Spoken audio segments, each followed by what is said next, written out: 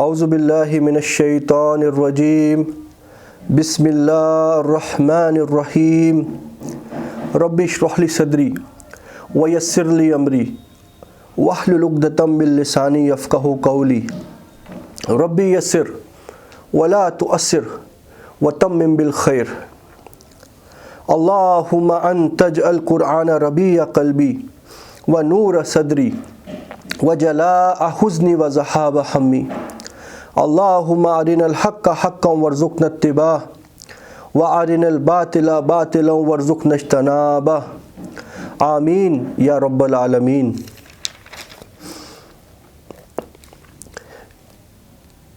ان ابراہیم کان امۃ قانتا للہ حنیفا ولم یک من المشرکین شاکرا لانعمہ اجتباہ وہداہ الی صراط مستقیم وآتیناہ فی الدنیا حسنہ وَإِنَّهُ فِي الْآخِرَةِ لَمِنَ الصَّالِحِينَ۔ سورۃ النحل کے اس آخری رکوع میں اللہ سبحانہ و تعالیٰ کے جلیل و قدر نبی ابراہیم علیہ السلام کا ذکر آ رہا ہے، اور ہم جانتے ہیں کہ ابراہیم علیہ السلام ایک ایسے نبی تھے کہ مکہ کے لوگ جاہلیت کے دور میں بھی کچھ نہ کچھ ان کا نام جانتے تھے، وہ اپنے آپ کو ابراہیم علیہ السلام کی قوم جانتے تھے۔ خالی زبانی ابراہیم علیہ السلام کا وہ ذکر کرتے تھے کہ جی کیونکہ کعبہ بیت اللہ ابراہیم علیہ السلام نے ریکنسٹرکٹ کروایا تھا، دوبارہ بنوایا تھا، اور کعبہ ہی مکہ کے لوگوں کی تجارت کی بنیاد تھی، جس بنیاد کے اوپر تمام عرب کے لوگ وہاں پہ آ کے کعبہ کا کعبہ کی زیارت کرتے تھے، وہاں طواف کرتے تھے اور حج کرتے تھے اور عمرے کرتے تھے۔ یہ الگ بات ہے کہ حج اور عمرے اور طواف یہ ساری شکلیں جو انہوں نے اختیار کی ہوئی تھی، یہ بالکل ابراہیم علیہ السلام کے دین کے خلاف تھی۔ انہوں نے، جیسے میں آپ کو ایک مثال دیتا ہوں کہ وہ جب کعبہ کے آس پاس طواف کرتے تھے بالکل ننگے ہو کے طواف کرتے تھے، عورت اور مرد۔ تو کیا یہ ایک دین حقیقی کی کوئی شان ہو سکتی ہے کہ اس طریقے سے بے پردگی سے عورت اور مرد جو ہے طواف کرے؟ تو مگر شیطان نے ان لوگوں کو ورگلا کے دین ابراہیم سے بالکل پھیر دیا تھا۔ اور دین ابراہیم کیا تھا؟ وہی دین تھا جو باقی رسولوں کو دے کے بھیجا گیا، اور وہی دین جو ہے اپنی آخری شکل میں نبی کریم صلی اللہ علیہ وسلم کو قرآن کی شکل میں دے دیا گیا۔ تو اس رکوع میں خصوصاً جو مشرکان مکہ ہیں کہ جو نبی کریم صلی اللہ علیہ وسلم کو بار بار ستا رہے تھے اور ان کی تعلیم کے اوپر ایمان نہیں لا رہے تھے اور ان کو کوس رہے تھے، اور ہمیں پتہ ہے سیرت سے کہ کس کس طریقے کے جو ہے جرائم انہوں نے نبی کریم صلی اللہ علیہ وسلم کے خلاف اور وہ لوگ جو ایمان لائے تھے ان کے خلاف کرتے گئے وہ لوگ۔ تو یہ انشاءاللہ یہ تو سیرت سے جو تھوڑا بھی واقف ہے اس کو پتہ ہے۔ تو یہاں پہ ان لوگوں کو اس چیز کی طرف بلایا جا رہا ہے کہ اے مشرکان مکہ، تم یہ کہتے ہو کہ ہم ابراہیم علیہ السلام کے ماننے والے ہیں، اور تمہارے جو طریقے ہیں وہ تو بالکل جاہلیت کے طریقے ہیں۔ جو کچھ کام تم کر رہے ہو کیا یہ ابراہیم علیہ السلام کے کام ہو سکتے ہیں؟ تو لہٰذا تمہارا جو یہ زبانی کلامی تم جو بات کرتے ہو کہ ہم ابراہیم علیہ السلام کے ماننے والے ہیں، تو کان کھول کے سن لو، یہ سب ایک ڈھکوسلا ہے۔ کیوں؟ کیونکہ ابراہیم علیہ السلام تم جیسا نہیں تھا۔ ان ابراہیم کان امۃ قانتا للہ حنیفا۔ ارے ابراہیم تو اصل میں تھا راہ ڈالنے والا، بالکل فرما بردار اپنے رب کا، اور وہ اکیلا اپنی قوم کے سامنے کھڑا تھا اپنے رب کے لیے۔ اس کی پوری قوم جو تھی وہ اللہ تعالیٰ کے دین کے خلاف تھی، اور یہ ابراہیم جو تھا یہ اکیلا شخص اتنی ہمت اللہ تعالیٰ نے اس کو دی تھی، یہ پوری قوم کے خلاف کھڑا ہو کے اللہ تعالیٰ کے لیے اپنے دین کو اس نے مخصوص کر لیا، اللہ کے راستے پہ چلنے والا۔ ان ابراہیم کان امہ، ارے ابراہیم تو اکیلا ہی ایک پوری امت تھا۔ تم کیا کہتے ہو کہ ہم ابراہیم کو ماننے والے ہیں، اور تمہارے طریقے یہ ہیں کہ تم آخری رسول جو اسی کڑی کا رسول ہے جس کا ابراہیم تھا، یعنی نبی کریم صلی اللہ علیہ وسلم کو تم دھکے دے رہے ہو، ایمان لانے والوں کے اوپر تم عجیب عجیب عذاب ڈھا رہے ہو۔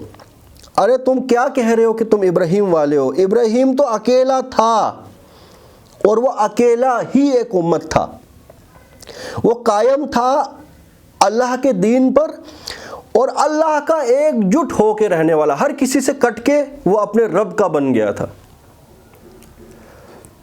آپ سمجھ رہے ہیں کہ کتنا بڑا امتحان ابراہیم علیہ السلام کا تھا، کہ ابراہیم علیہ السلام نے ہر کسی سے اپنا تعلق کاٹ کے رب العالمین کے ساتھ تعلق جوڑ لیا تھا۔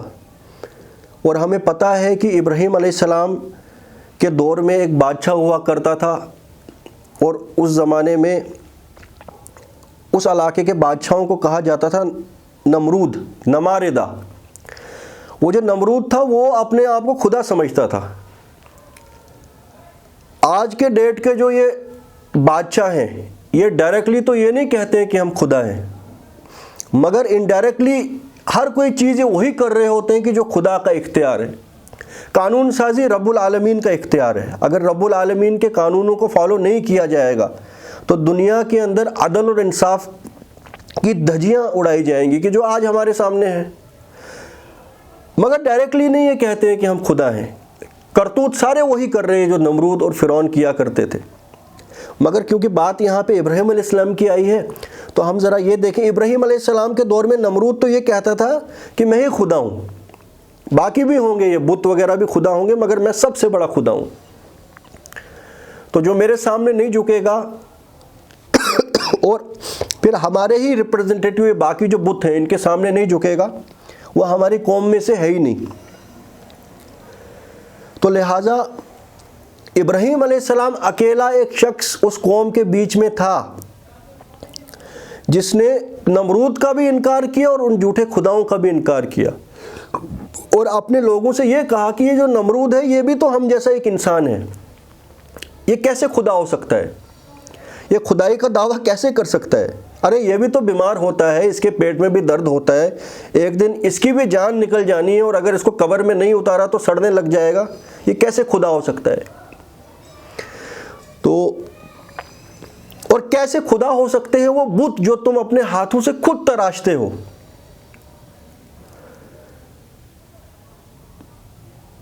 تو ان ابراہیم کان امہ، ارے ابراہیم کی تم کیا بات کرتے ہو؟ ابراہیم تو اکیلا ہی ایک پوری امت تھا، وہ قائم تھا، فرما بردار تھا، اپنے رب کی طرف اس نے اپنا رخ کر لیا تھا، باقی سب سے کٹ کر۔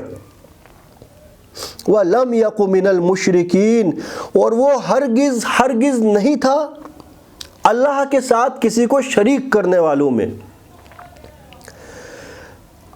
عموماً جب ہم یہ شرک پڑھتے ہیں قرآن میں یا شرک کا ذکر سنتے ہیں تو ہمیں یہی لگتا ہے کہ اللہ کے علاوہ کسی اور کے سامنے سجدہ کرنا شرک ہے، اللہ کے علاوہ کسی اور کو جو ہے ظاہری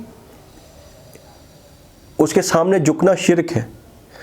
مگر شرک کی جو ڈیفینیشن ہے وہ اللہ کے ساتھ شریک کرنا، چاہے آپ فزیکلی کسی کے آگے جھکے وہ بھی شرک ہے، سائیکولوجیکلی بھی آپ نے سمجھا کہ بھائی ٹھیک ہے اللہ تو رازق ہے مگر فلاں فلاں فلاں بندہ بھی ہے، اگر وہ مجھ سے راضی نہیں ہوا تو میری تو نوکری چلی جائے گی، میں تو روڈ پہ آ جاؤں گا، تو لہٰذا ٹھیک ہے اللہ تعالیٰ مسجد میں اپنا ٹھیک ہے، باقی دنیا کے اندر جو کچھ کام ہو رہے ہیں یہ دنیا کے کام، ان کے آگے تو جھکنا پڑے گا،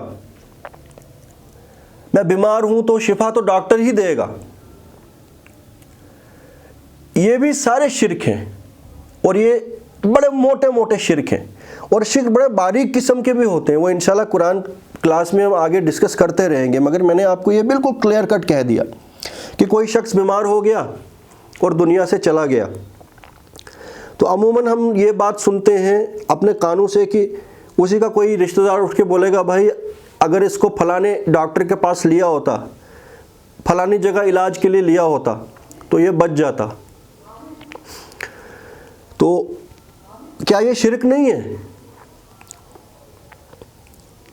یا ہمیں پتہ ہے کہ رزق دینے والا اللہ ہے، مگر اگر ہم کسی اور کے سامنے جھکیں، کسی اور کے سامنے اللہ کو چھوڑ کے اس کی چاکری کریں اور اپنا تن من اور دھن لٹا دیں اس کو پلیز کرنے میں، تو کیا یہ شرک نہیں ہے؟ وَلَمْ يَكُ مِنَ الْمُشْرِكِينَ، اور وہ ہرگز شرک کرنے والوں میں نہیں تھا۔ شَاكِرًا لِأَنْعُمِهِ، وہ تو تھا شکر کرنے والا اپنے رب العالمین کا۔ کہاں تم اور کہاں ابراہیم؟ اجتباہ وہداہ الی صراط مستقیم، اس کو رب العالمین نے، تمام کائنات کے رب نے، تمام کائنات کے مالک نے چن لیا، اور جب رب کسی کو چن لیتا ہے تو سب سے پہلے اس کو سیدھا راستہ دکھاتا ہے۔ یہ وہ راستہ ہوتا ہے کہ جو ایک انسان کو کامیاب کر دے حشر کے میدان میں، جو اس کو شیطانوں اور نمرودوں کی خدائی کو تسلیم کرنے سے روک لے اور رب حقیقی کو تسلیم کرنے پہ راضی کر دے، اور جو واقعی میں اپنے رب کے آگے جھکنے والا ہو وہ پھر اور کسی کے آگے نہیں جھک سکتا۔ الی صراط مستقیم، تو ہم نے اس کو ہدایت دی سیدھے راستے کی طرف۔ اور آپ کو پتہ ہے ابراہیم علیہ السلام کے جو اللہ تعالیٰ نے امتحان لیے، کتنے بڑے بڑے امتحان لیے، اور ہر امتحان میں وہ سرخ روح ہو کے ہی کامیاب ہو گئے۔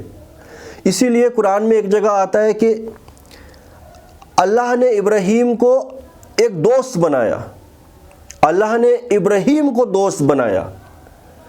اور یہ جو اللہ کی ولایت، اللہ کی دوستی ملتی ہے، یہ ایسے ہی نہیں ملتی، ان کو ہر طریقے سے آزمایا گیا، زمین اور آسمان کے سامنے ان کے ایمان کو ثابت کیا گیا۔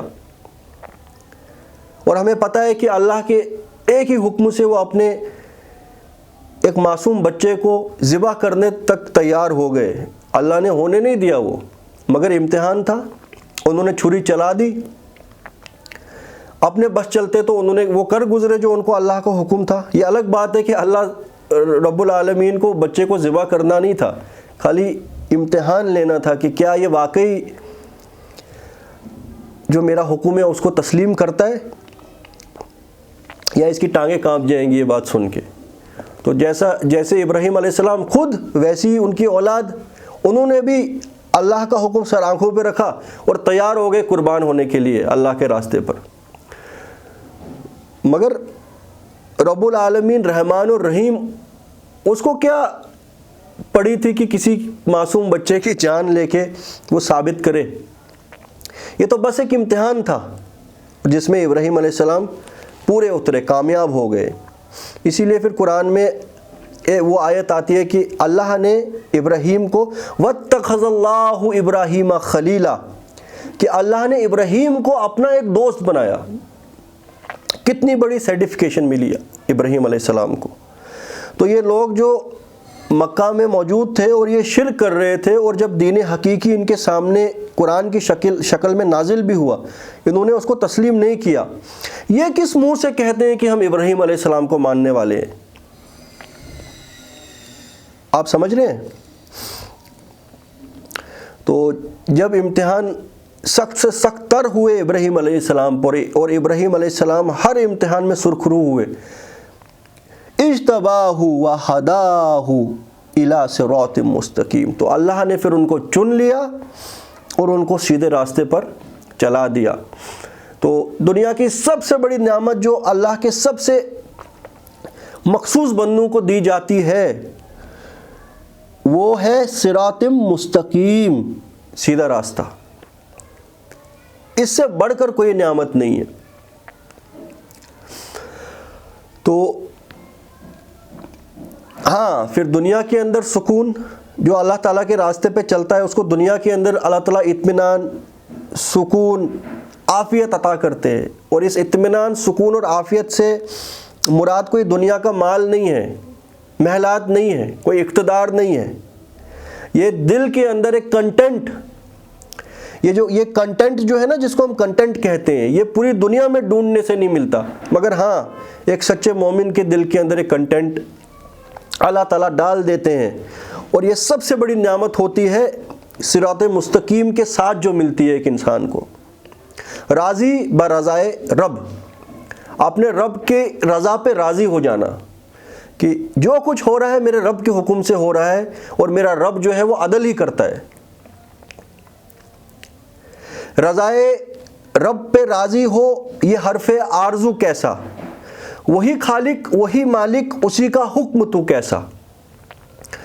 तो बहरहाल उसके बाद व आतैनाहु फिद दुनिया हसना, और दुनिया की ज़िंदगी में भी जब इब्राहीम अलैहिस्सलाम ने साबित कर दिया वो अल्लाह की तरफ यकरुख होने वाला फरमा बरदार है, तो अल्लाह ताला ने उसको दुनिया के अंदर भी हसना। ये हसना क्या चीज़ है? हम तो ये दुआ मांगते रहते हैं, रब्बना आतिना फिद दुनिया हसना। ये दुआ इब्राहीम अलैहिस्सलाम की ही है कि ऐ परवरदिगार इस दुनिया की ज़िंदगी में हमें भलाई दे, व फिल आखिरती हसना, और आखिरत में भी भलाई दे। रब्बना आतिना फिद दुनिया हसना व फिल आखिरती हसना वकीना अज़ाबन नार, और हमें आग के अज़ाब से बचा। तो ये हसना क्या है? अमूमन मेटरलिस्टिक किस्म के, मफाद परस्त किस्म के लोग कहते हैं कि देखो जी, अल्लाह ने ही हमें दुआ सिखाई है कि इस दुनिया की ज़िंदगी में भी हमें माल और दौलत और दुनिया दे, दुनिया के बड़े बड़े इक़्तिदार दे, तो लिहाजा इन चीज़ों के लिए तरसना, हिर्स रखना, इन चीज़ों को हासिल करने के लिए हर अपने लेवल से, ज़मीर से गिर जाना, फिर वो जस्टिफाई करते हैं इस चीज़ को कि दुनिया का इक़्तिदार। तो मगर हसना का मतलब होता है भलाई, सुकून, इत्मीनान, आफियत। औलाद की तरफ से भी सुकून, औलाद की तरफ से भी आफियत, आंखों की ठंडक अपने घर वालों की तरफ से। ये चीज़ें माल से नहीं आती हैं, ना तो आपके इक़्तिदार से आती हैं। ये अल्लाह ताला, बड़े बड़े माल वाले तड़फते रहते हैं अपनी औलाद की तरफ से जब उनके ऊपर जराइम ढहे जाते हैं। ऐसी ऐसी मिसालें हैं कि रूह कांप जाती है। कुरान के अंदर एक आयत है ना कि ए नबी, तुम इन जालिमों के माल और औलाद की तरफ ना देखो, अल्लाह ताला इस माल और औलाद को ही अजाब का ज़रिया बना देगा इनके लिए। तो लिहाजा व आतैनाहु फिद दुनिया हसना, हमने अता की इब्राहीम अलैहिस्सलाम को दुनिया की ज़िंदगी में भी आफियत। व इन्नहु फिल आखिरति लमिनस सालिहीन, अरे दुनिया की ज़िंदगी तो है ही सुकून व इत्मीनान। एक छप्पर के नीचे रहने वाला भी अगर मोमिन हो, वो उस सुकून के साथ रहता है कि बड़े बड़े महलों पे वो आराम नहीं हो, है ही नहीं आराम। महलों में कौन सा आराम है? वो तो किसी का खून चूस के महल आए होते हैं, वो तो किसी की गर्दन काट के मुकाम मिला होता है, वो तो हक मार के आती है ना एक्स्ट्रा दौलत। अमूमन अक्सर और बेशतर आजकल सिस्टम क्या है? कैपिटलिस्टिक सिस्टम है। आपने किसी का गला काटना है तभी तो जाके आपका स्टेटस बढ़ता जाएगा और किसी का स्टेटस गिरता जाएगा। सूदी कारोबार, सूदी निज़ाम, सूदी इक़्तिदार, फिर इक़्तिदार वालों की चाकरी करनी है, फिर ही आप आगे जा सकते हो। तो हसना कोई और चीज़ है। हसना का मतलब मेटरलिस्टिक चीज़ें नहीं है। व इन्नहु फिल आखिरति लमिनस सालिहीन, और आखिरत में तो वो होंगे सालिहीन लोगों में, अच्छे लोगों में, कामयाब लोगों में। दुनिया तो सुकून से भर गई उनकी, और मगर दुनिया क्या है? सुकून भी अगर है तो बड़ा टेम्परेरी है, अजाब अगर है तो वो भी बड़ा टेम्परेरी है।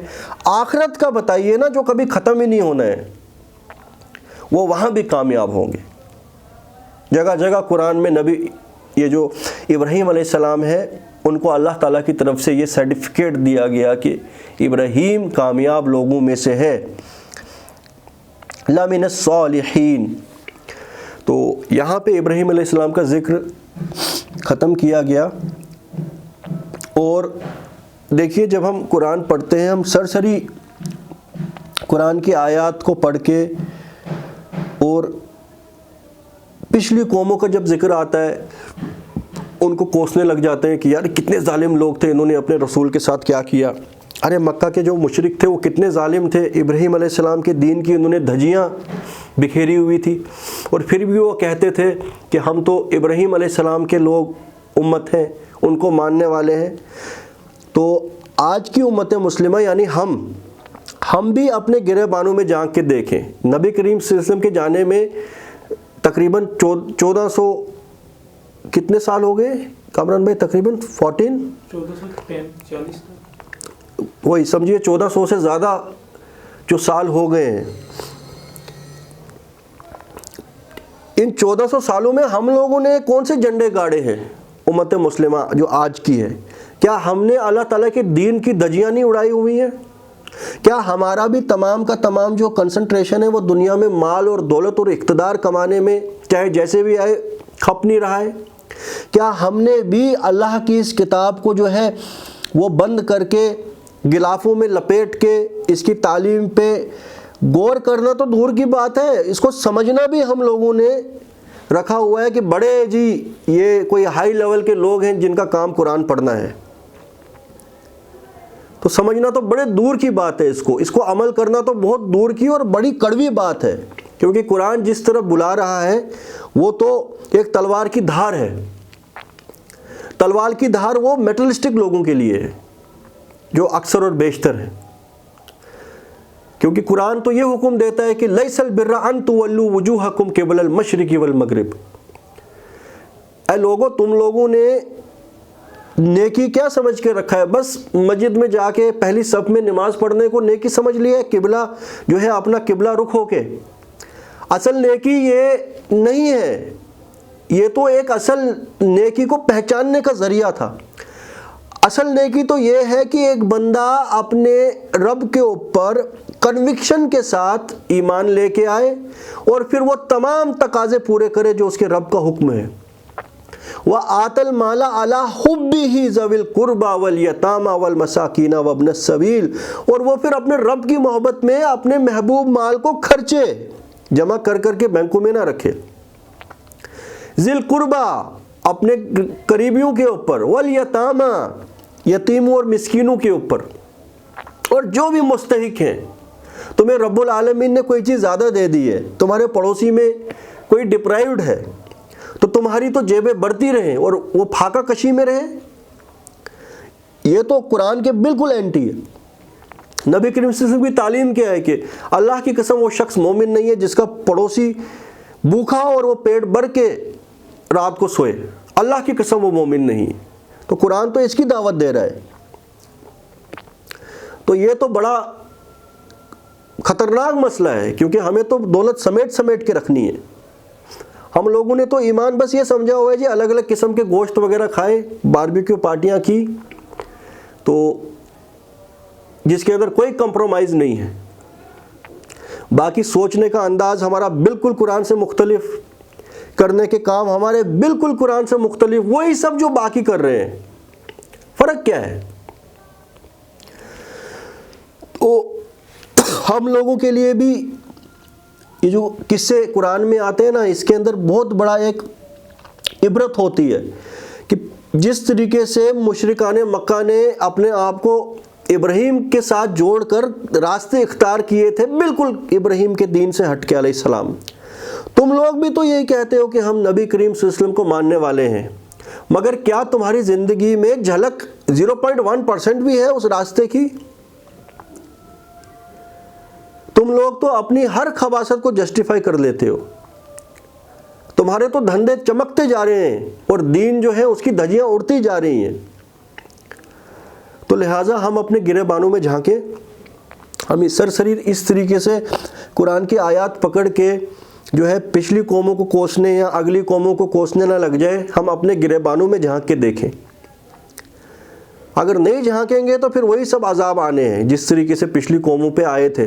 ہاں عذاب استحصال نہیں آئے گا، جڑوں سے نہیں اکھیڑا جائے گا ہمیں، کیونکہ اب آخری کوئی رسول آنے والا نہیں ہے. مگر ہاں دنیا کی ذلت اور رسوائی غیر قوموں کو ہم پہ مسلط کیا جائے گا. اور یا تو پھر ہم دیکھتے جا رہے ہیں آج کل کیا کچھ ہو رہا ہے دنیا میں. ابھی جو ٹرکی میں کیا کچھ ہوا ہے، اللہ تعالیٰ کی مرضی کے بنا تو پتہ بھی نہیں ہلتا ہے، تو اتنی بڑی بڑی زمین کی دراریں کہاں سے آ جائیں گی مسلمان ملکوں میں؟ تو کہیں خانہ جنگی کا عالم ہے، کہیں پہ ایک اپنا ہی قوم کا خون چوس رہا ہے، کہیں پہ دوسرے شیاطین مسلط کیے ہوئے ہیں۔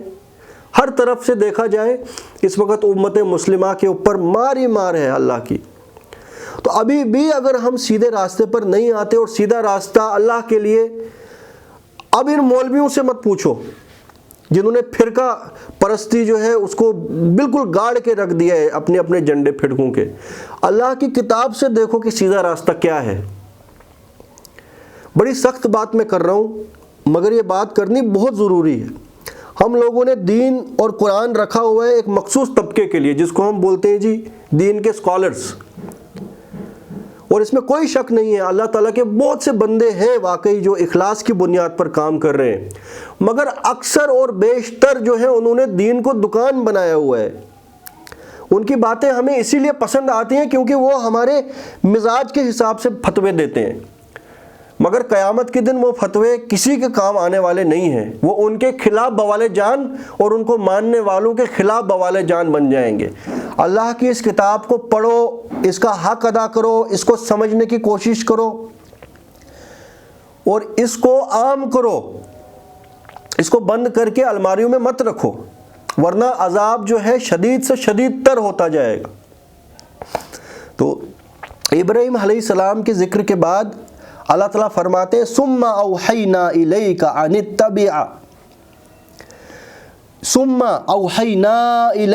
اتبع ملت ابراہیم حنیفا وما کان من المشرکین۔